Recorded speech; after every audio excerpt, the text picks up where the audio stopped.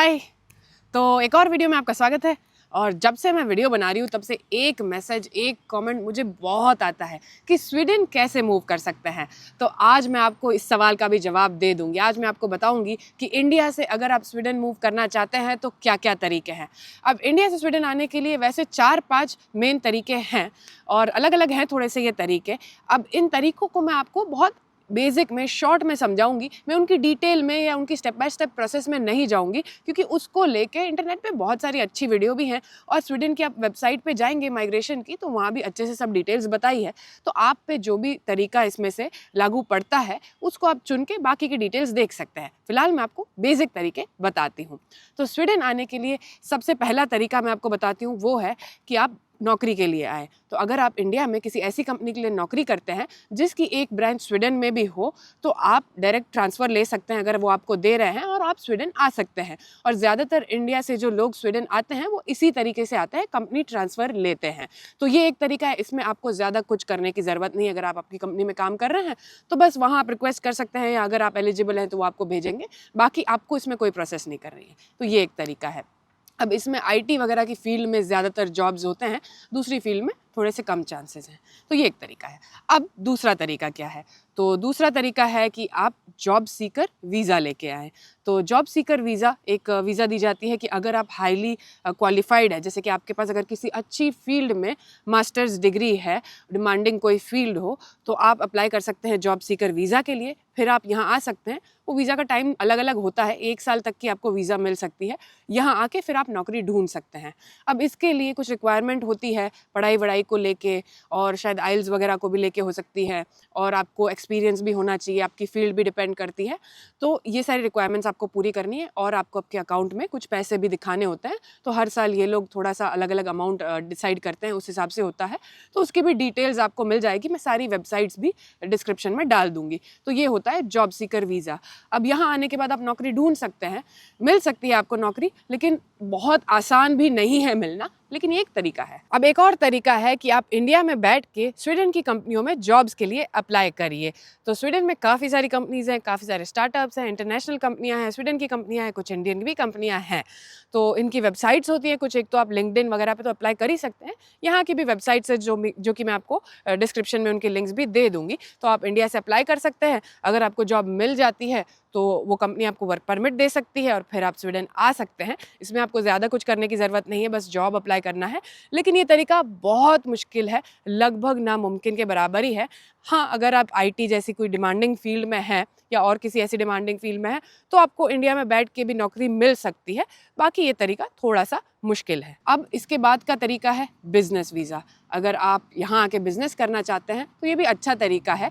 आप कोई भी छोटा बड़ा कैसा भी बिजनेस कर सकते हैं। इसकी कोई रिक्वायरमेंट होती है कुछ, जैसे कि आपको एक प्लान देना होता है, बिजनेस प्लान देना होता है कि आपको क्या बिजनेस करना है, कैसे करोगे आप बिजनेस, बाकी सारी डिटेल्स कि आपको अगर लाइसेंस की ज़रूरत है तो वो सब आप कैसे मैनेज करोगे, और आपके पास बिजनेस करने के लिए पैसे हैं कि नहीं, वो सब डिटेल्स आपको देनी है। और इसमें भी आपको एक राशि दिखानी रहती है अपने बैंक अकाउंट में। तो जो भी उनकी निर्धारित रहती है हर साल, उस हिसाब से दिखानी है। उसके बाद आप वीज़ा के लिए अप्लाई करेंगे। वीज़ा मिल गया तो आप यहाँ आ सकते हैं। जितने समय का भी वीज़ा है उतना समय आपको मिलेगा यहाँ आके बिजनेस सेटअप करने के लिए। तो ये एक तरीका है। अब स्वीडन जो है वो बहुत स्टार्टअप फ्रेंडली और बिजनेस फ्रेंडली देश है।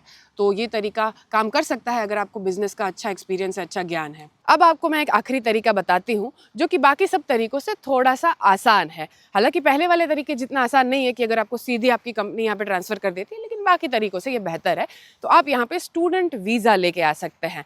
तो आपको यहाँ आने के लिए कोई कोर्स चुनना है, कोई यूनिवर्सिटी चुननी है। स्वीडन में दुनिया की सबसे बेहतरीन यूनिवर्सिटीज़ हैं, तो आप अपने हिसाब से कोई कोर्स देख सकते हैं, बैचलर्स का, मास्टर्स का या पीएचडी का, और फिर आप उसके लिए अप्लाई कर सकते हैं।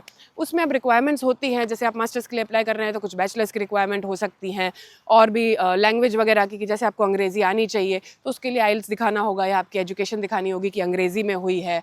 और इसके अलावा भी छोटी मोटी रिक्वायरमेंट हो सकती है किसी किसी कोर्स में वर्क एक्सपीरियंस की। वो सारी डिटेल्स आप देख सकते हैं, मैं उसकी सारी लिंक्स भी डाल दूँगी। और इसमें आपको अच्छे खासे पैसे चाहिए होते हैं, क्योंकि यूरोप के बाहर से कोई भी यूरोप में पढ़ने आता है तो उसको फ़ीस देनी पड़ती है, और फ़ीस कोई कम नहीं होती। तो यहाँ पे कम से कम 10 लाख रुपए लग जाएंगे आपको, इससे बहुत ज़्यादा भी लग सकते हैं। ये सब आपका कौन सा कोर्स है, कौन सी यूनिवर्सिटी है, उस सब पे निर्भर करता है।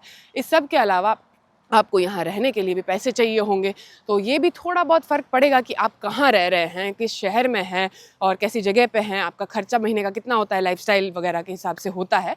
तो आप मान के चलिए कि आपका 80,000 से 1 लाख रुपए खर्चा हो सकता है अगर आप यहाँ पे रहते हैं, और आपको इसमें भी आपके खाते में पैसे दिखाने होते हैं कि जो भी इनकी निर्धारित राशि होगी कि आपको इतनी दिखानी है वो दिखानी है। इसके बाद आप अप्लाई करेंगे, अगर आपको एडमिशन मिल जाता है तो आप यहाँ पढ़ने के लिए आ सकते हैं, और जब यहाँ पढ़ने के लिए आप आते हैं तो आप उस वक्त भी काम कर सकते हैं, जितने घंटे चाहें उतने घंटे कर सकते हैं, कोई रोक टोक नहीं होती है इस पर। और एक बार आप पढ़ाई ख़त्म कर लेते हैं, उसके बाद आपको कुछ समय मिलता है, जितना आपका कोर्स होता है लगभग उतना समय दे देते हैं नौकरी ढूंढने के लिए आगे, तो आप उसके बाद नौकरी ढूंढ सकते हैं, और नौकरी मिल गई तो आप फिर यहाँ वर्क परमिट आपको मिल जाएगी और यहाँ रह सकते हैं। और कई लोगों को एक सवाल होगा कि क्या यहाँ आने के लिए यहाँ की भाषा स्वीडिश ज़रूरी है कि नहीं। तो स्वीडन जो है वो यूरोप का सबसे इंग्लिश फ्रेंडली कंट्री है यूके के बाद। यहाँ पे लगभग हर इंसान अच्छी अंग्रेज़ी बोल लेता है, तो आपको वैसे यहाँ आने के लिए स्वीडिश भाषा की ज़रूरत नहीं है।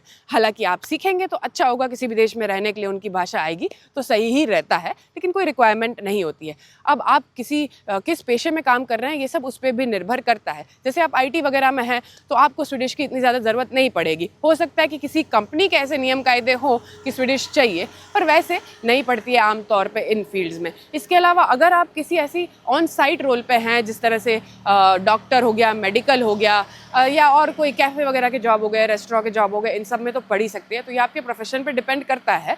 और इसके अलावा अगर आप पढ़ने के लिए आ रहे हैं तो यहाँ पे पढ़ने के लिए आने के लिए आपको स्वीडिश की ज़रूरत नहीं है। यहाँ पे ज़्यादातर कोर्स अंग्रेज़ी में मिल जाते हैं आपको, और यहाँ पे यूरोप के भी अलग अलग देशों से लोग पढ़ने आते हैं, तो इसीलिए कोर्सेज अंग्रेज़ी में होते हैं। और आप जब यहाँ पे किसी कोर्स के लिए आएंगे तो आपको साथ में ये लोग एक स्वीडिश का कोर्स भी दे देंगे। तो ये है भाषा का। अब ये सारे तरीके जो है, इनके बहुत सारी छोटी छोटी चीज़ें होती है, रिक्वायरमेंट होती है, तो वो आपको पूरी करनी है। अब इन सब में मैं नहीं जाऊँगी, वीडियो भी लंबा हो जाएगा, और आप अपने हिसाब से जो भी इसमें से आप पे लागू पड़ता है उस हिसाब से आप डिटेल्स देख सकते हैं, लिंक्स सारी आपको मिल जाएगी। जब ये सवाल मुझसे कमेंट्स और मैसेजेस में पूछा जाता था तो मैं उन्हें ये तरीके बता देती थी, तो मुझे कई सारे लोग ये भी कहते थे कि यार ये तरीके तो बहुत मुश्किल है, कुछ आसान सा बताओ कि कैसे स्वीडन आ पाए। तो मैं आपको एक आसान लेकिन नामुमकिन सा, लगभग नामुमकिन तरीका बताती हूँ। तो आपको स्वीडन में किसी लड़की से या लड़के से प्यार हो जाए, आप उससे शादी कर लीजिए और आप आ सकते हैं बहुत आसानी से स्वीडन। तो आसान तो है ये तरीका, लेकिन लगभग नामुमकिन है, तो देख लीजिए आप। मजाक कर रही हूँ, ऐसे किसी के साथ फंसाना वसाना मत किसी को, ठीक है।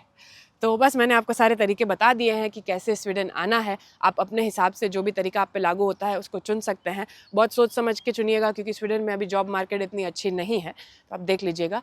और जो भी इसकी बाकी की डिटेल्स हैं, जो भी वेबसाइट्स हैं, जॉब्स की जो वेबसाइट है कहाँ पर अप्लाई कर सकते हैं, इनकी जो वीज़ा के लिए माइग्रेशन एजेंसी की वेबसाइट है वो, और आप कोर्सेज़ के लिए कहाँ अप्लाई कर सकते हैं, मैं सब कुछ डिस्क्रिप्शन में दे दूँगी। और इसके अलावा अगर आपको कोई भी सवाल है तो आप मुझे कमेंट में पूछ सकते हैं, मैं कोशिश करूँगी कि मैं उनके जवाब दूँ। तो बस आज के वीडियो में इतना ही, और आशा करती हूँ आपको ये वीडियो अच्छा लगा होगा। अच्छा लगा है तो लाइक, शेयर, कमेंट, सब्सक्राइब कर देना, और फिर हम मिलेंगे अगले वीडियो में। तब तक के लिए बाय बाय।